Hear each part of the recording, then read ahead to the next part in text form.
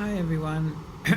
So, I wanted to talk a little bit about free speech and censorship and harassment because this is something that's blowing up on YouTube right now. This is not a pagan video. This is more a video, a little bit it's a pagan video, but one of the things that I noticed has been kind of relevant to the pagan community is there were a number of YouTube channels that even I encountered which were using pagan, specifically asatru symbols, and they were promoting white supremacy, which pissed me off, of course, because it seems like pagan things are always getting co-opted. Like, the swastika came from Bon religion, and now it's pretty much like most, I don't know if you could say that most people in the world, but certainly anyone in the Western world is going to associate that with Hitler and the Holocaust. And then you have the Hammer of Odin, which is a sacred symbol in Asatru, and now that's been co-opted or hijacked by white supremacists. And then there's also Isis, which is a Kemetic goddess. And I mean, as recently as the 90s, you could say the name Isis and everyone would actually know, oh yeah, the Egyptian goddess. But now if you say that word, people think of terrorism. And it's sort of annoying how many pagan symbols have been co-opted for something extremely unpleasant. So now there's this thing going on YouTube about Carlos Maza and what's his name? Oh, I don't know what his name is. He's some kind of jerk who, I think he's doing some kind of political commentary, and he thinks he's a comedian. Anyway, it's sort of like, basically he was making fun of this Carlos Maza who works for Vox, which is a news channel, and I haven't watched either of them, but he complained about some of the things that this guy was saying to YouTube, and then YouTube initially said that we can't do anything, but then they demonetized him, and then and now they have demonetized, or maybe even removed, a whole bunch of channels that really had nothing to do with the issue, and they've made a whole new set of rules, which do sound rather ominous because they're very vaguely stated, like they're going to remove fringe content or something like that. And now everybody who is in independent media is weighing in on the topic, and Jimmy Dore said that Carlos Maza was being a snowflake. Sam Cedar said that he didn't think that Carlos was being a snowflake, and he thought that he was prepared to be demonetized himself if that's what it takes to protect people from harassment. And he made the point that, you know, people can watch, this guy, I should remember his name, who seems inordinately obsessed with Carlos Maza, and especially his body and the way he looks, and I don't know, I think this guy's closeted, but anyway, so there's a couple things I wanted to say about this. Oh yeah, so Sam Seder was saying that, you know, someone can watch that and then think that it's okay to gay bash or to beat up Mexicans because the Carlos Maza is Mexican and gay, and that's what this guy was making fun of him about. There's a couple things I wanted to say about that. I don't think that like every time someone says something on YouTube and then someone goes out and does something, like I kind of feel like the people that think that it's okay to go out and commit violence because of something they saw on TV or on YouTube, I hold them pretty much wholly responsible for that. Like, I don't know. I just think like we have to be smarter watching stuff and not like if you think that you can blame, I don't know, Ben Shapiro or something for something that you did, that's not, you're an idiot. I'm sorry, but anyway. However, so now there's this whole, quite a lot of YouTubers and independent media people are frightened of, because now that like it's, I mean, with Julian Assange, and there's this whole as if war on free speech or perceived war on free speech, and definitely it is a concern.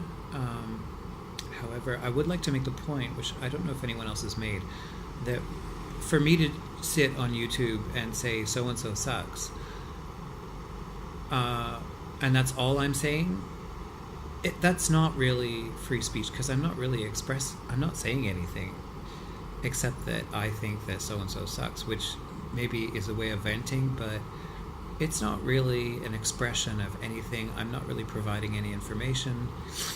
It's not the same as saying like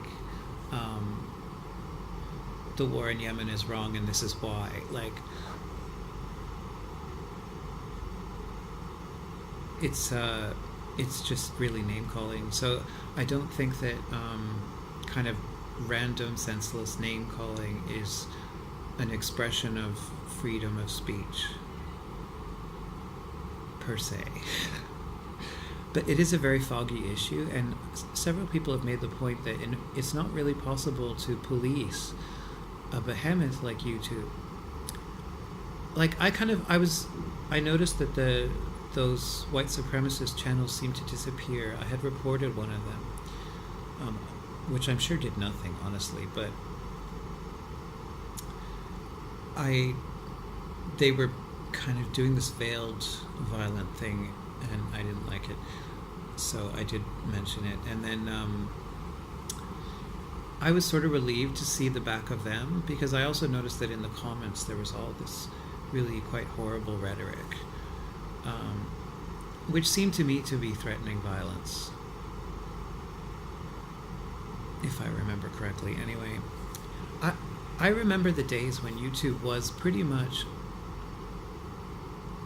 open season. Like, there was a lot of content in the early millennium which was extremely sometimes quite bigoted, but I remember not minding. I remember feeling like it's kind of neat that you could go onto YouTube and find anything, but you have to kind of gird yourself, like prepare yourself for anything that you might find. And that also, you know, it goes both ways. You can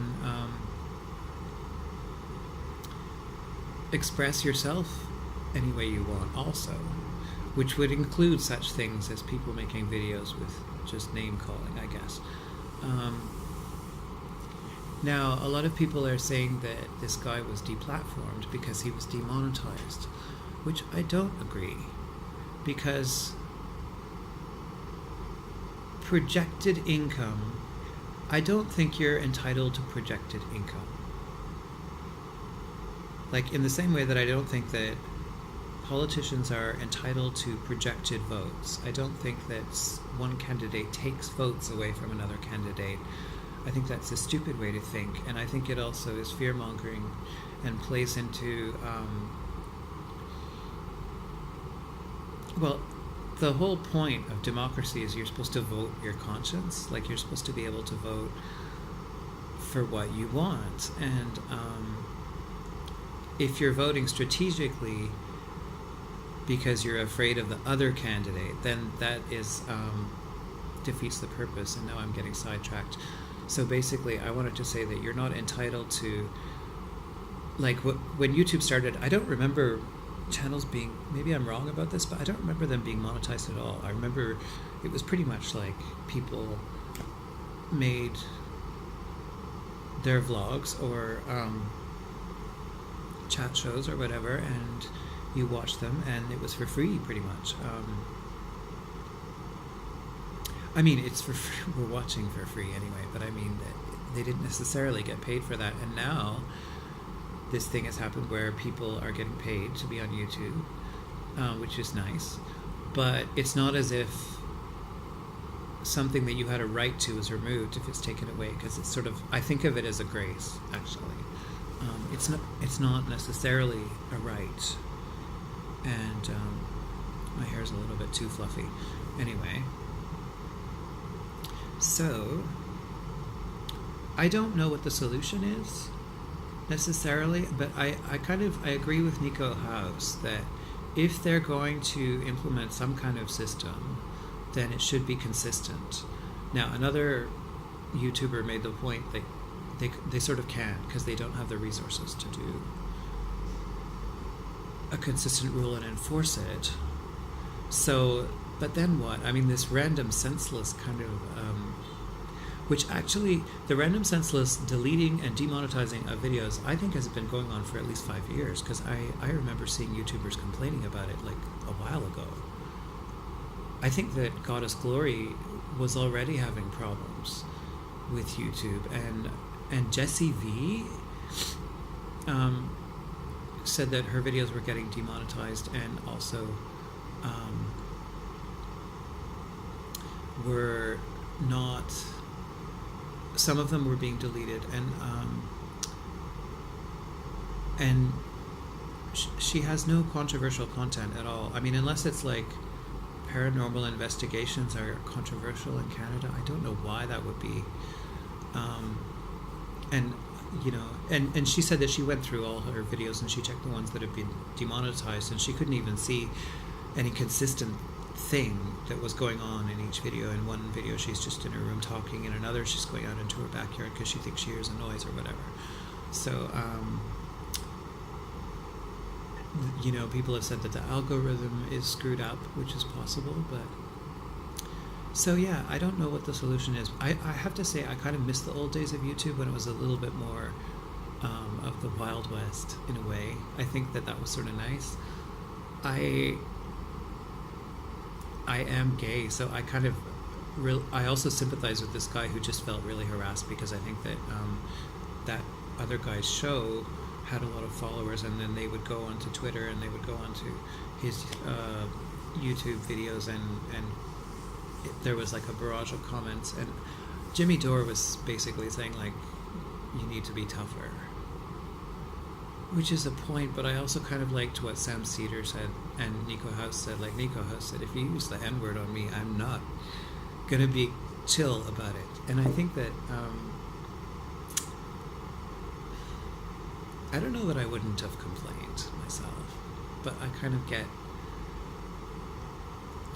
the fear that, like, all these guys are saying, especially now there's a rule that says anything fringe may be deplatformed, and I mean, aren't we all a little bit fringe? What do you mean by fringe? It's very, that does sound ominous. So I'm kind of hoping that if YouTube goes the way of, I don't know, mainstream television networks, that we can find another social media platform for videos that's sort of a little bit looser, and then we can start this whole thing again, until people get upset.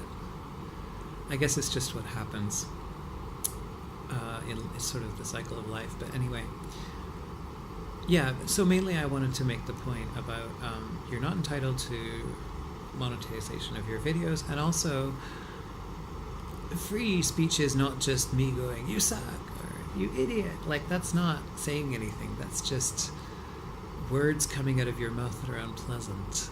That's not expression. Yeah, anyway. Okay. I'm gonna leave this there. Bye. The ghost is here, so it's enough of that.